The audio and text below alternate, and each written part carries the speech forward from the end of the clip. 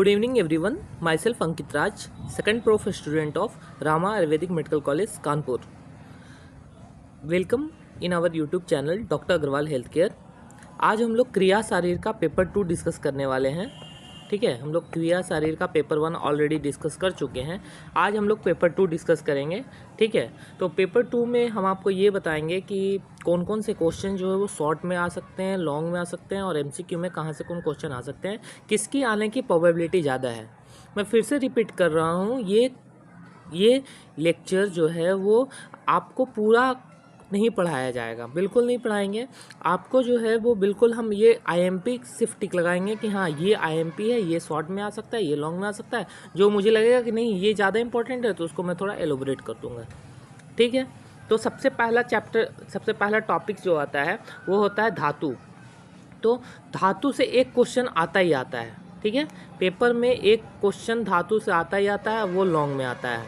ठीक है, लॉन्ग में एक क्वेश्चन, जितने भी धातु हैं रस, रक्त, मांस, मेद, अस्थि, मज्जा, शुक्र, उनमें से कोई एक धातु आता है, उसके साथ दिखा रहेगा इस धातु का वर्णन कीजिए, जैसा उसका क्षय वृद्धि बताइए, ऐसा।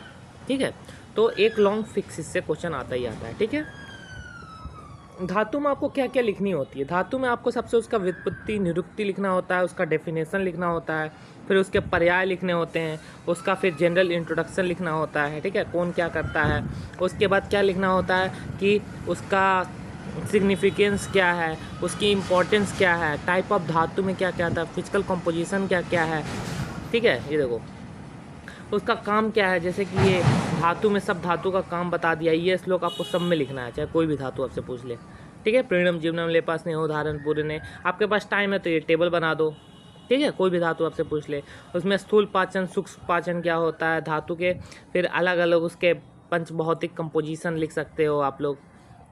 अगर कोई भी पूछता है उस धातु का, मान लो किसी के मांस के बारे में पूछा है, तो मांस को आप क्या करो, हाईलाइट कर दो, आइए टेबल बना दो।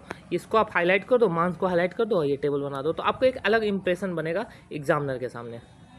ठीक है, उसके बाद क्या है इसमें देखो, इसमें प्रथम कौन धातु कितने दिन में बनते हैं, तो प्रथम दिन में बनता है, दूसरे दिन, तीसरा, चौथा, पाँचवा, छठा, एक दिन, ये सुश्रुत ने बताया है। ये सीक्वेंस भी आप लिख सकते हो। ठीक है, फिर उसका क्षय वृद्धि आप लोग लिख सकते हो कि इसका क्षय होने से क्या होगा, वृद्धि होने से क्या होगा। फिर जठराग्नि पर किसका कितना क्या प्रभाव पड़ता है, जिसमें आहार का पाचन होता है, प्रसाद भाग होता है, किट भाग होता है, प्रसाद भाग और किट भाग। प्रसाद भाग में स्थूल भाग और सूक्ष्म भाग होता है, किट भाग में जो है सूक्ष्म भाग जो है वो रक्त आदि अग्नि या प्रसाद भाग होती है। ठीक है, तो ये आप डोनेट कर सकते हो उसमें। उसके बाद आहार लिख सकते हो कि कौन सा किसका आहार पाचन हो, जैसे रस, आश्रय, रसाग्नि प्लस प्रसाद भाग, किट भाग, रस प्लस उपधातु होता है। इसमें धातु आपसे पूछे तो धातु का आप मल लिख सकते, धातु उपधातु का श्लोक लिख सकते हो, उसका मल का श्लोक लिख सकते हो। जैसे उपधातु उसका मल का श्लोक क्या होता है, किट्टम अनरस्य विन्मुत्तरस्य टू कफोसिग्र पित्तम मांस खमला मला मेस्सा स्नायु संभवा। इसमें कहीं लिखा हुआ होगा, आएगा अभी। ठीक है, जैसे कि प्रॉपर हम रस धातु के एक एग्जाम्पल लेकर के हम बात करें, कोई एक धातु हम एग्जाम्पल लेके बात कर रहे हैं। ठीक है, हमारे पास 7 धातु है, रस, रक्त, मांस, अस्थि, मज्जा, शुक्र। तो एक धातु मैं आपको एग्जाम्पल फॉर एग्जाम्पल मैं बता दे रहा हूँ। ठीक है, उसी अकॉर्डिंग आपको कोई भी धातु आए आपको वैसे लिखना है। और धातु से एक क्वेश्चन फिक्स है, मैं बोल रहा हूँ, लिख लो आप, कहीं आएगा ही आएगा, लॉन्ग में आना फिक्स है, आएगा ही आएगा। तो देखो, सबसे पहले अगर कोई धातु आपसे आता है पूछने के लिए कि पेपर में कि धातु बताइए, तो उसमें आपको कोई मान लीजिए मांस दे दिया या अस्थि दे दिया, तो उसमें आपको इटोमोलॉजी पहले लिखनी है, लोकेशन कहाँ होता है उसे लिखनी है, प्रॉपर्टीज उसका लिखना, फंक्शन में प्रीणम जीवनम वाला आप श्लोक लिख दो। ठीक है, उसका क्वांटिटी कितनी होती है, अंजलि प्रमाण बताइए, उसका स्रोतस बताइए। ठीक है, जैसे रस है तो रस धातु का आहार से कैसे हम लोग ले पाते हैं, उसका सर्कुलेशन कैसे हो पाता है बॉडी में, उसका व्यान और समान वायु का कैसे संवहन हो पाता है। हृदय रस कहाँ होता है, हृदय में होता है, तो हृदय में फंक्शन बताइए। अष्टाहार सारता लिख सकते हो आप, सभी धातुओं का सारता है ना। ठीक है, तो वो लिख सकते हो। फिर क्रिस्टिक ऑफ त्वक पुरुषा लिख सकते हो, ऐसे। जैसे देखो इसमें दिया हुआ है इंट्रोडक्शन, सबसे पहले इसमें लिखा गया कि रस धातु किसे कहते हैं। ठीक है, उसके बाद एक श्लोक लिख दिया इन्होंने। उसके बाद क्या करना है आपको, उसका अस्थायी और अस्थायी एरिया लिखना है, उसका मेन फंक्शन लिखना है कि मेन फंक्शन क्या है उसका। ठीक है, किसको नॉरिश करता है? जैसे रस धातु जो है वो 24 धमनियाँ और हृदय से निकलती हैं, धीरे धीरे सब जा करके सभी धातु को नॉरिश करती है। रस्सी से नॉरिश होता है, रस से रक्त, रक्त मांस मेद अस्थि मज्जा। यह काम क्या करता है? पीड़म का काम करता है, ठीक है, ग्रेटिफिकेशन का काम करता है। एक धातु दूसरे धातु को सबसे पहले अपने आप को बनती है, उसके बाद दूसरे धातु के बनाती है, ठीक है, धीरे धीरे उसको पोषण करती है, ठीक है। फिर इसमें सर्कुलेशन ऑफ रस, रोल ऑफ व्यान वायु में रस धातु में क्या रोल है, ठीक है, उसमें समान वायु का क्या रोल है। जैसे हार्ट पे काम करते, हार्ट में रहती है तो हार्ट के लिए क्या कार्य करती है। जैसे अस्थि है तो बोन्स में रहती है तो बोन के लिए क्या काम कर सकती है, वो ऐसा लिख सकते हो आप लोग, ठीक है। देखो उसके लक्षण दिया है, सुकुमार होता है, अन्य लक्षण सुख, सौभाग्य, ऐश्वर्य, भोग, बुद्धि, विद्या, सारता के श्लोक होंगे, ठीक है, त्वक्सात इसमें दिया हुआ होगा। उसके बाद आप लोग देखो ये टेबल बना हुआ है। जैसे देखो रस का अगर क्षय हो गया, क्षय वृद्धि भी आपको लिखना है उसी में। रस का क्षय होगा तो रसे रोक्षम सम शोषो ग्लानि शब्द सुनता। अगर रस का क्षय हो गया तो आपको श्रम शोष होगा, ग्लानि होगा, ठीक है, शब्द असुनता, आपको इरिटेशन प्रोवाइड होगा। और रसो तो अतो वृद्धि हृदयोक्तो प्रसिक चापती, इसका वृद्धि का है श्लोक, ठीक है। क्षय वृद्धि लिखना है। उसका किट्टम, उसका मल लिखना है, उपधातु लिखना है। किट्टमन मल का श्लोक होता है किट्टमन रस विन्मुत्र से को कफो शीघ्र पित्त मांसा कमला मला मिश्रा स्नायु संभव। इस सब धातुओं का मल है, ठीक है। उपधातु का आप लोग को श्लोक लिखना है। उपधातु का श्लोक क्या होता है? रसातक्यम स्त्यारक्यम सग्रकंठस्या मांसा वसत्वक्च मिश्रा स्नायु संभव। तो सारे धातुओं में आप लोग को वही करना है। मेरे हिसाब से इस बार जो है वो पेपर में रक्त धातु आएगा, मेरे हिसाब से ऐसे देख लेना, रक्त धातु, रस, रक्त, मांस, रक्त आएगा मेरे हिसाब से, ठीक है। मैं स्टार इस पे लगा रहा हूँ, कितनी परसेंट प्रोबेबिलिटी, एक प्रोबेबिलिटी में लगा रहा हूँ। गलती से अगर यही पेपर आ जाता है तो इसका मतलब ये नहीं कि मुझे पेपर पता था, ठीक है। तो आप लोग जितने भी धातुएं हैं वो धातु पढ़ लीजिएगा, ठीक है। सब धातु एक ही जैसा है, कुछ नहीं है उसमें। एक धातु को आप अच्छे से पढ़ लो, उसी के अनुसार सबको आपको लिखना है। जैसे कि फिर एग्जांपल मैं आपको फिर से दिखाना चाह रहा हूँ। देखो इसमें क्या किया है इन्होंने, एक मिनट देखो। इसमें इटोमोलॉजी डेरिवेशन सबसे पहले बताया, उसका सिनोनिम्स बताया, लोकेशन बताया, रक्त धातु कहाँ पे रहता है, उसका गुण बताया, उसके फंक्शन बताया, कितने अंजलि प्रमाण होते हैं, सेम उसमें भी था। पंच भौतिक कंपोजिशन लिख देना है आपको, उसके स्रोतस के बारे में लिखना है, फॉर्मेशन कैसे होता है रक्त धातु का, ठीक है, क्या करती है, रंजन का कार्य करती है, शुद्ध रक्त का क्या लक्षण है, स्पेसिफिक रक्त के फंक्शन क्या है, ठीक है। उसका क्षय लिखिए, वृद्धि ऑफ रक्त लिखिए, क्षय लिखिए, वृद्धि लिखिए, उपधातु लिखिए, धातुमल लिखिए। तो आप लोग को ऐसे ही जो है वो रस, रक्त, मांस, मेद, अस्थि, मज्जा और शुक्र, इतना जो है वो आप लोग को पढ़ लेना है अपने से, ठीक है। एक क्वेश्चन फिक्स है। अब उसके बाद हम लोग आगे अब देखते हैं। अब हम लोग देखते हैं कॉन्सेप्ट ऑफ आश्रय, आश्रय भाव अलॉन्ग विद द दोष धातु मल स्रोतस। इससे जो है वो शॉर्ट क्वेश्चन आता है, ठीक है, 5 मार्क्स का, और आएगा कॉन्सेप्ट ऑफ आश्रय, आश्रय भाव फिक्स है, ये क्वेश्चन आएगा ही आएगा। इसमें क्या करना है आपको कॉन्सेप्ट ऑफ आश्रय, आश्रय भाव में कि किसका क्या आश्रय। देखो सबसे पहले आपको ये पता चलना है कि आश्रय कौन है और आश्रय कौन है।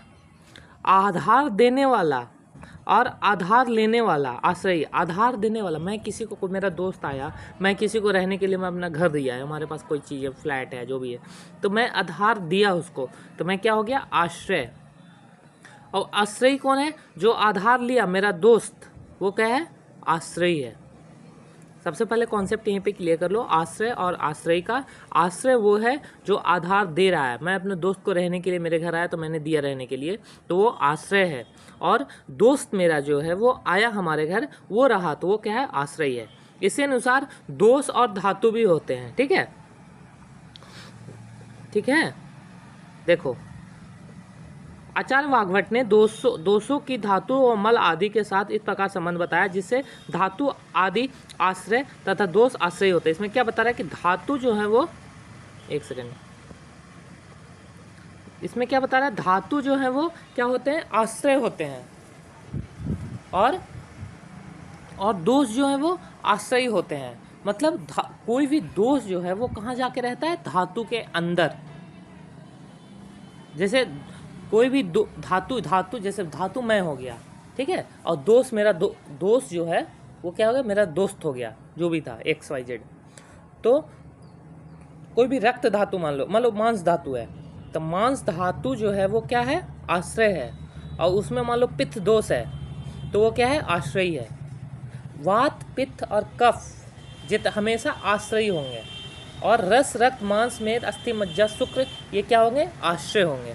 ठीक है, क्लियर है कॉन्सेप्ट। रस रक्त मांस मेद अस्थि मज्जा शुक्र हमेशा क्या होंगे, आश्रय होंगे। उन्होंने आश्रय दिया है किसको, दोष को, अपने यहाँ रहने के लिए।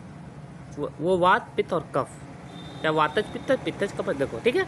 जैसे फॉर एग्जांपल यहाँ पे बहुत अच्छा MCQ यहाँ से आ जाता है, यहाँ से क्या आ जाता है, MCQ आ जाता है कि वात दोष में अस्थि रहता है, पित्त दोष में धातु और स्वेद रक्त और स्वेद होता है, कफ में रस मांस मेद मज्जा शुक्र मूत्र और पुरुष होता है। दोष क्या होते हैं, हमेशा आश्रयी होते हैं, और धातु और मल क्या होता है, आश्रय होता है। ये MCQ में आता है, ठीक है, आपको बनाना पड़ेगा, आश्रय से भाव आएगा तो MCQ यहाँ से आएगा। ठीक है, सिग्निफिकेंस क्या है आश्रय आश्रय का, देखिए क्या है सिग्निफिकेंस है, कारण क्या है, सबसे पहले कारण समझते हैं।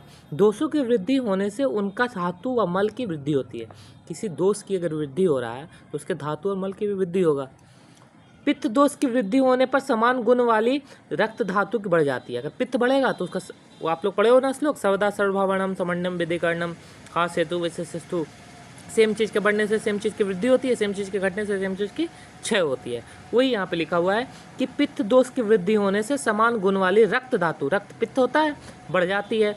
आश्रय आशी दोष दुसंसूचना से रोग उत्पन्न होते हैं। इसी प्रकार कफ दोष के बढ़ने से रस मांस मेद मज्जा शुक्र धातु पुरुष व मूत्र की स्वतः वृद्धि हो जाती है। कफ दोष के बढ़ने से रस मांस मेद मज्जा शुक्र पुरुष की वृद्धि हो जाती है तथा इसी अनुसार रोग उत्पन्न होते हैं। लेकिन इसमें एक एक्सेप्शन है, आगे हम आपको बताते हैं। अभी चिकित्सा की बात करें तो आश्रय यानी कि दोष, ठीक है, अर्थात दोष की चिकित्सा करने पर आश्रय अर्थात धातु व मल स्वतः ठीक हो जाते हैं। अगर किसी दोष का चिकित्सा कर दिए, कोई मान लीजिए फंगस आ गया आपके बॉडी में, कोई वायरल आ गया, ठीक है, तो उसको आप अगर ठीक कर दिए, उसको अगर आप मार दिए तो बॉडी तो ऑटोमेटिक ठीक हो जाएगी। वैसे ही कोई बॉडी में अगर दोष आ गया, चाहे वातज हो, पित्तज हो, कफज हो, और धातु में जाके वो बैठ चुका है, तो दोष को पहले ठीक करना होगा, तो धातु स्वतः ठीक हो जाएगी। तो जो आहार औषध विहार आदि आश्रय की वृद्धि या क्षय करते हैं, वही आहार औषध एवं विहार आश्रय की वृद्धि या क्षय करते हैं। ठीक है, जो मतलब जैसा आहार देंगे वैसा आपको होगा।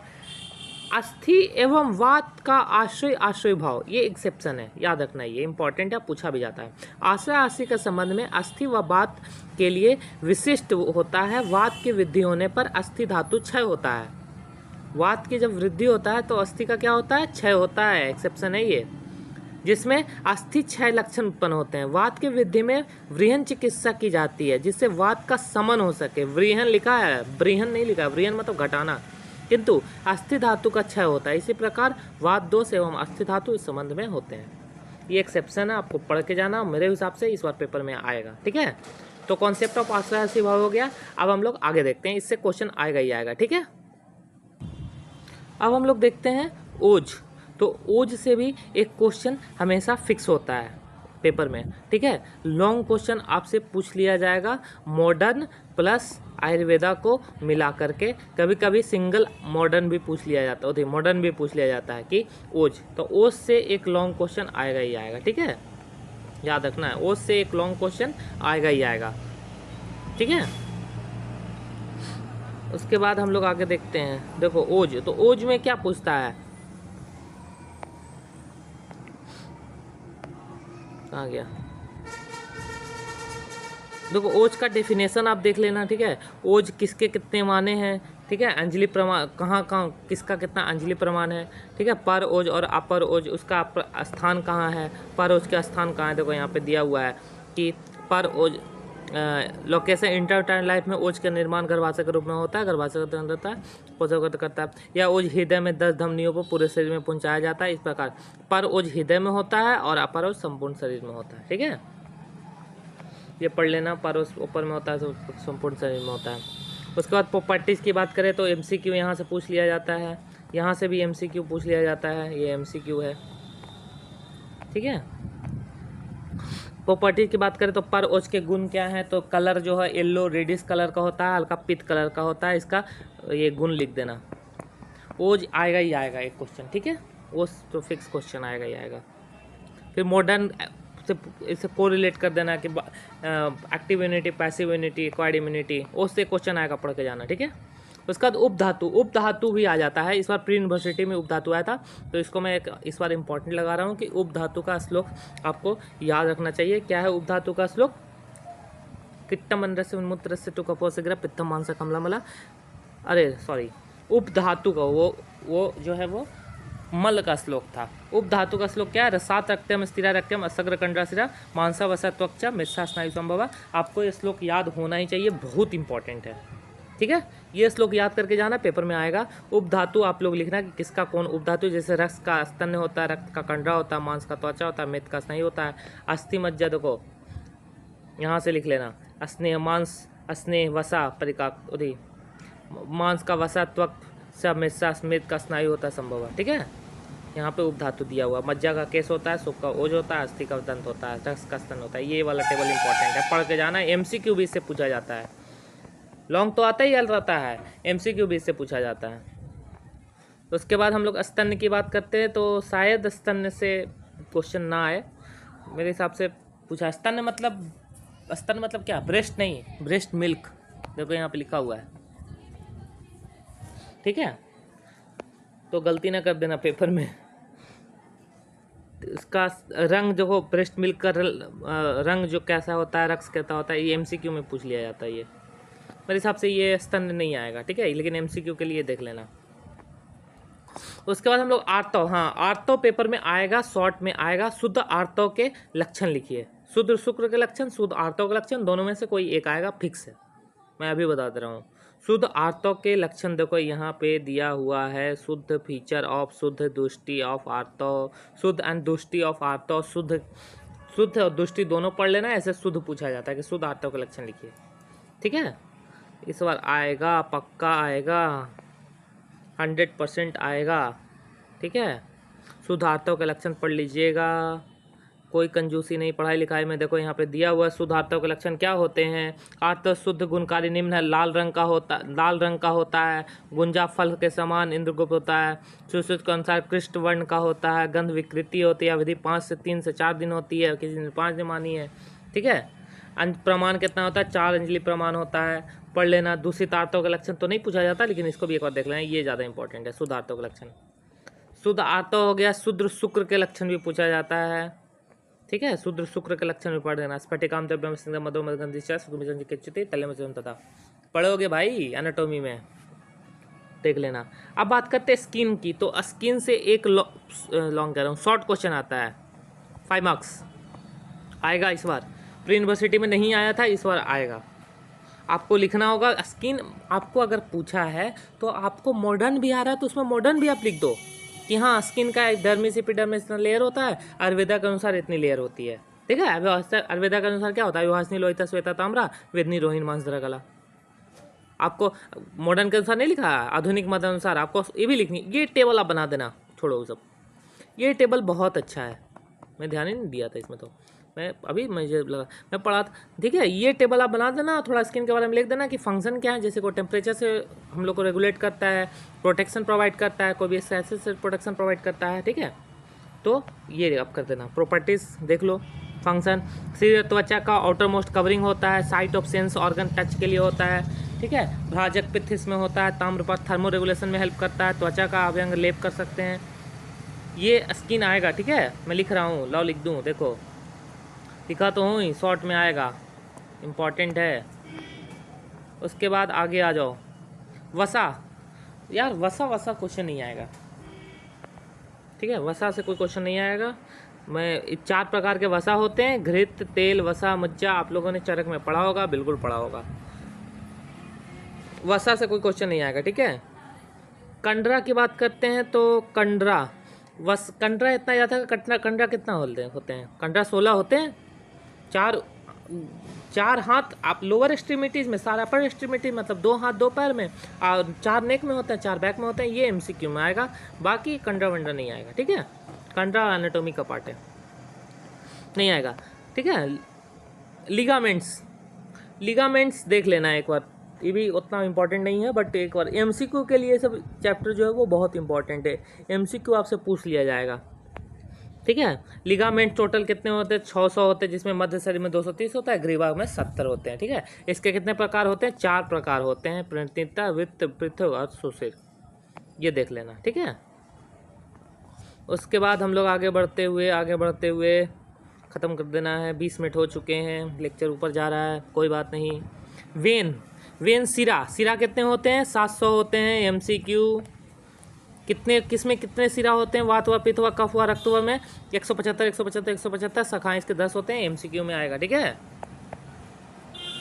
बाकी सिरा लिखने के लिए मेरे को नहीं लगता है कि सिरा विरा आएगा, एमसीक्यू के लिए पॉइंट ऑफ व्यू से आप लोग देख लेना, ठीक है।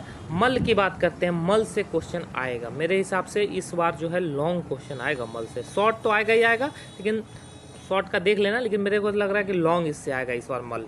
आपको मूत्र, पुरुष और स्वेद तीनों के लिखने हैं। क्षय, वृद्धि, ठीक है। आपको मल में जो है वो आपको मूत्र, पुरुष और स्वेद और मल के श्लोक किट्टम, ठीक है, आप लोग को लिखना ही लिखना है, ठीक है।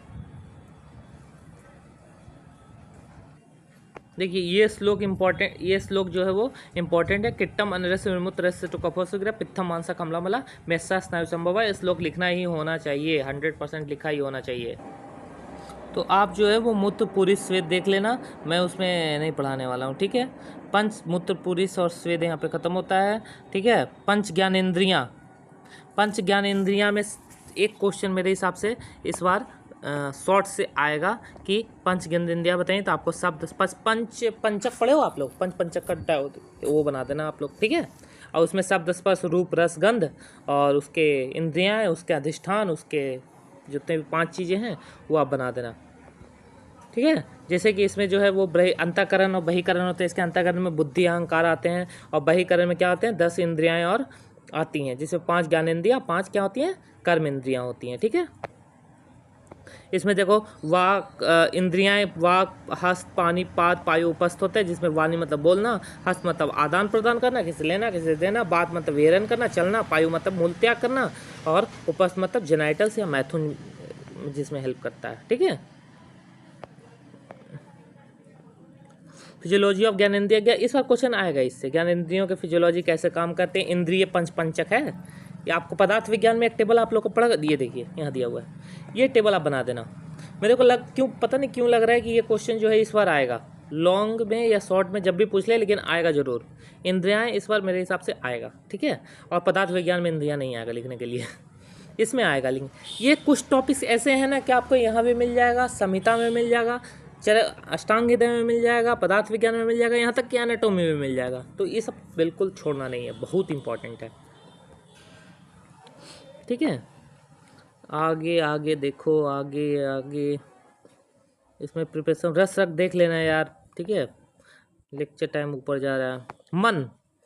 मन पढ़े हो ना पदार्थ विज्ञान में? लक्षणम मनसो ज्ञान से भाव ये बचा पढ़ लेना, शॉर्ट में आ सकता है, इस बार आएगा शायद, मेरे को लग रहा है। मन का श्लोक पढ़ लेना, लक्षणम मनसो ज्ञान से, कहाँ है ये? कहीं तो मैंने देखा था। मन अबुद्धते ज्ञानते अनिति मना, ये तो वो है, इसका एटोमोलॉजी है। इंद्रिय मन कहते प्रकृति, महान, अहंकार, ये डायग्राम बनाना, विकृति, तेजस, और 5 नंबर में मन आ सकता है, ठीक है। मन कहाँ होता है? तो मन आत्मा और सभी शरीर में पाया जाता है, मस्तिष्क, हृदय में, ठीक है। ये देखो ये श्लोक मैं बोल रहा था, लक्षणम मनसो ज्ञान से भाव सती आत्मेन्द्रिय सन्निकर्ष से च वर्तते, ये इंपॉर्टेंट श्लोक है। आप मन आए तो ये श्लोक लिख देना, ठीक है। फिर ज्ञानेंद्रियों के विषय में स्रोत, स्पर्श, चक्षु, रस, घ्राण, जिसमें किससे? शब्द से, स्पर्श से, रूप से, रस से, घ्राण से। कर्मेंद्रियां मतलब अभी पढ़ाया था हमने कि हस्त, पाद, पायु, गुदा, जेनाइटल और जीवा से होता है। में ज्ञान करते हैं, गमन करते हैं, विसर्जन करते हैं, आनंद करते हैं और बोलते हैं, ठीक है। इच्छिक, अनैच्छिक क्या होते हैं? वॉलेंट्री और इनवॉलेंट्री जो है वो आप देख सकते हो। उसके बाद आत्मा पढ़ लेना, ये सब मैं बताया ना, कुछ टॉपिक ऐसे हैं, मन है, आत्मा है, ये सब टॉपिक जो है ना वो कई जगह पूछा जाता है। अब आत्मा बताओ कहाँ नहीं पढ़ना है? चरक में पढ़ना है, अष्टांग हृदय में पढ़ना है, क्रिया शारीर में पढ़ना है, पदार्थ विज्ञान में पढ़ना है, हर जगह पढ़ना है भाई, ठीक है। तो आपको पढ़ना ही है। आत्मा, आत्मा देख लेना कितने कारण द्रव्य से बने होते हैं, कारण द्रव्य 9 होते हैं, ठीक है। और इसमें जो है वो इम्पोर्टेंस ऑफ आत्मा इन आयुर्वेदा क्या है, आप मतलब क्या होता है, सतत चलना, आत्म मतलब व्याप्त होना होता है, डेफिनेशन इसका देख लेना, सिनोनिम्स देख लेना आत्मा के, यार एमसीक्यू में आ जाते हैं, ठीक है। उसके बाद प्राण आत्मा, जीवात्मा, आत्मा देख लेना, ठीक है। उसके बाद निद्रा, स्लीप साइकिल, एक क्वेश्चन लिखो, स्लीप CYCLE, स्लीप साइकिल देख लेना, जिसमें सर्केडियन रिदम भी आ जाता है, ये भी देख लेना। ये स्लीप साइकिल, सर्केडियन रिदम, ये निंद्रा को रिलेट करके पूछ देगा, 100% पेपर में आएगा, शॉर्ट में आएगा, ठीक है। शॉर्ट में निद्रा या स्लीप साइकिल या सर्केडियन रिदम, इन तीनों को को रिलेट करके आपसे कुछ भी पूछ लेगा और आपको आना चाहिए, फिक्स है। मैं क्वेश्चन केस कर रहा हूँ, मतलब सब इम्पॉर्टेंट है, मैं जो बता रहा हूँ वो तो इम्पॉर्टेंट है, बहुत इम्पॉर्टेंट है, और पेपर में आएगा, ठीक है। इसलिए वो फिर नहीं कि बॉस हमने पढ़ा नहीं था, भैया पढ़ लो, फाइनल पेपर है। मैं क्या बताऊँ, बताओ। फिर फिजियोलॉजी यार देखो, पेपर छोड़ना नहीं है, मैं बार बार कह रहा हूँ। कोई क्वेश्चन आ जाए, गलती से निद्रा आ गया, आपने कुछ नहीं पढ़ा है, कुछ नहीं पढ़ा है। नींद के बारे में तो जानते होगे, नींद नहीं लेने से क्या होता है, कब नींद लेनी चाहिए, वातज, पित्तज, कफज, कुछ तो स्लिप साइकिल पढ़े होगे, stages, REM rapid eye movement, NREM non rapid eye movement, dreams कब होते हैं, कितने स्टेजेस होते हैं, सब लिख दो, जो है लिख दो। अगर आपको कुछ नहीं आता है तो पेपर बिल्कुल ब्लैंक बिल्कुल नहीं छोड़ना, बहुत पछताओगे, ठीक है। तो निद्रा जो है वो, निद्रा सेवन के प्रमुख नियम क्या है, स्वप्न उत्पत्ति क्या है, स्वप्न कैसे उत्पत्ति होती है, स्वप्न क्या होता है, टाइप ऑफ स्वप्न कितने होते हैं, ये देख लेना, ठीक है। मतलब कुल मिला के ज़्यादा डीप में मत जाना, 5 नंबर में ही क्वेश्चन आएगा स्लिप से, लेकिन हमको लग रहा है कि आएगा, आएगा। तो कुल मिला के आप लोग देख लेना, अच्छे से पढ़ना। पेपर 1 पेपर 2 दोनों हमने क्लियर कर दिया है क्रिया शारीर का। अगले लेक्चर में शायद पदार्थ विज्ञान का लेक्चर आएगा, हो सकता है पहले पेपर 2 आएगा, उसके बाद पेपर 1 आएगा, तो उसमें कोई इशू नहीं होना चाहिए आप लोग को। मैं सारे सब्जेक्ट में IMP लगवा दूंगा, ठीक है। मैं सारे सब्जेक्ट में पेपर आप लोग के स्टार्ट होने तक कोशिश करूंगा कि सारे सब्जेक्ट के IMP मैं आपको लगवा दूं, कुछ तो एक हेल्प हो जाएगा आप लोग का, ठीक है। तो लेक्चर के साथ बने रहिए। अगर आपने चैनल को सब्सक्राइब नहीं किया है तो let's subscribe doctor Agarwal health care. Thank you for watching videos, thank you.